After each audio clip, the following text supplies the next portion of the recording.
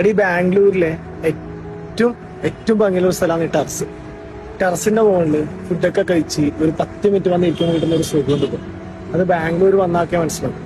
ബാംഗ്ലൂർ വന്നിട്ട് മീൻസ് നമ്മൾ ഈ കടലൊക്കെ ഇങ്ങനെ കാണില്ല, അതുപോലെയാണ് ഇവിടെ ടെറസിന്റെ മുകളിൽ കയറി വന്നാൽ നമുക്ക് എന്താ ചെയ്യാ ഓരോ ബിൽഡിങ്ങും കാര്യങ്ങളൊക്കെ കാണാൻ പറ്റും. ഇത് ഭയങ്കര ഫീലാ. എല്ലാം എക്സ്പീരിയൻസ് ചെയ്യേണ്ട സാധനമാണ് ലൈഫിൽ.